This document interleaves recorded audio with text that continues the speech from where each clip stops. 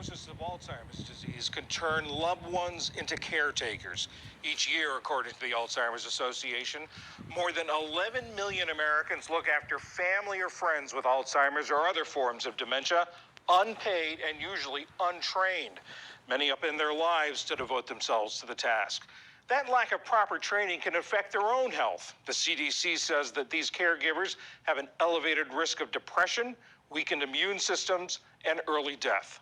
Teepa Snow is the founder and CEO of Positive Approach to Care, which offers training for dementia caregivers. Teepa, do we have to rethink our approach to caring for people with dementia? Yeah, so if we get an early recognition of what we're looking at, it helps us get ready for this transitioning. And if I then get a little bit of training so that when somebody says to me, I never talked to you, and it's like, well, we just talked 20 minutes ago. If I'm trained to say, oh, so I've not talked to you lately, it tends to result in less stress and distress in the engagement. And as the condition changes more, we're better prepared to be in the right place at the right time, or know when I need help. I'm not able to do this without greater amounts of training, or I need to switch places. I'm not meant to be a hands-on person. I can guide, and that's what I'd be best at. We talked about the health effects on these caregivers, and you talked about the stress that they may feel. Is there an effect on the patient receiving care? There is. It turns out when caregivers are stressed out, that stress translates into greater probability of a behavioral reaction, a lesser ability to connect and communicate, a greater possibility of an attempt to elope, which then just perpetuates the problem. I want to play a little sound for you. This is Jacqueline Revere. She's a TikTok creator. She's posted content about her caregiving journey, and she recently told us about the emotional toll she feels. It was the moment that my mom forgot that she was my mom, and it broke my heart. Caregivers need to feel seen. Caregivers need support. Caregivers need the social system to support them also. What would you say to her? You're absolutely right, because the system as it exists is not supporting the providers of care for people living with dementia. About 70 to 80% of care that is given by families, friends, and unpaid individuals. And it results in social isolation and a sense of helplessness. And that absolutely is not reasonable. Tell us about the training that your company, Positive Approach to Care, offers.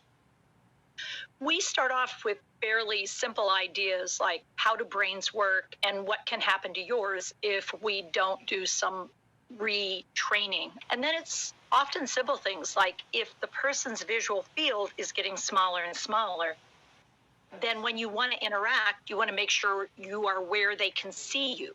Recognizing that language rhythms can be picked up, but language content is missed can make a big difference. So I want to use a visual cue, not just verbal information to share. Are medical professionals getting enough training with Alzheimer's? We are probably about 25 years behind where we need to be in this moment of time, whether we're talking about physicians or nurses or rehab professionals, social workers.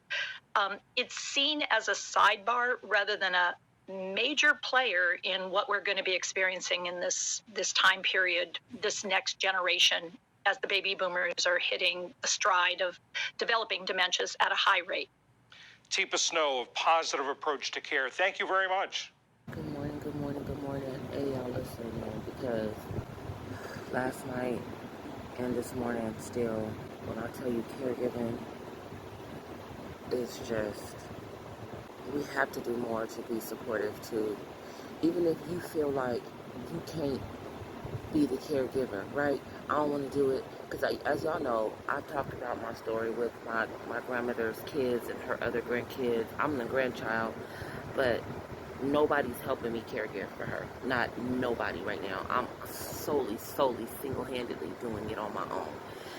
And I told you, I becoming her caregiver has really made me operate in life right now from a very hateful place. Like, I'm just mad, not at her, but at the fact that I'm really out here doing this by myself.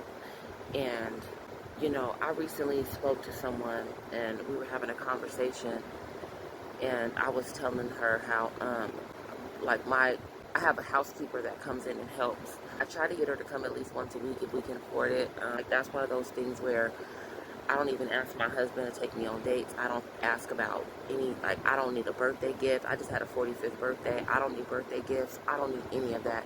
I'd rather have that money go towards having someone come in here and help thoroughly clean my house, deep clean, especially in the areas that are hers, like the bathroom.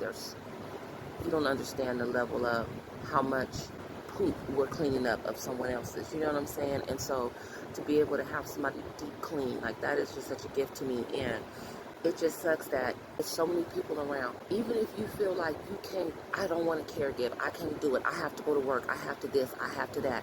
How fucking hard is it to at least call and check on the person that is doing it? And when you're caregiving for a person that, when they were in sound mind, was already difficult and had a mean streak, those personality traits are intensified as they age, and even more so if they're going through dementia. And you have no idea how it could be a normal day, and a normal day or normal night can fucking flip upside down in an instant. I'm making dinner, making plates last night, getting ready to give my grandmother a plate. I'm on the phone with my eldest son, and we're joking and laughing and just, just talking about just stuff, just on the phone, just enjoying each other's conversation. All of a sudden, my grandmother snaps on me. My whole family, but it was directed mainly at me and my husband, accusing us of all kind of crazy things, which is, it's not personal, it's dementia. But it escalated from 0 to 1,000 so quickly. And that is constantly my life these days. And it's bled into the morning. It changes the whole trajectory of my day. And it's like, to be going through this shit, and I'm sorry if I'm cursing a lot this morning. I'm very irritated.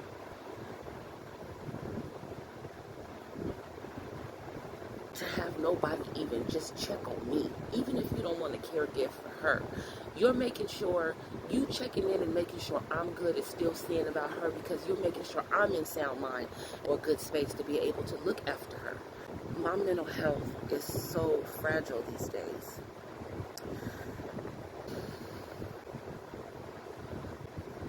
And it's like a thankless job.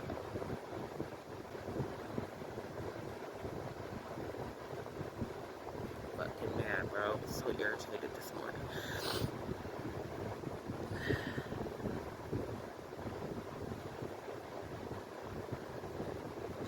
And also, if you've never been a caregiver for somebody, I mean a full-on caregiver, please keep your little raggedy ass opinions about how somebody should do. There's nothing I hate more in life than a person that, well, if it was me, well, if you don't shut the fuck up, bro, with that shit, you don't know what you would do. Go somewhere with that, man. Let me go, because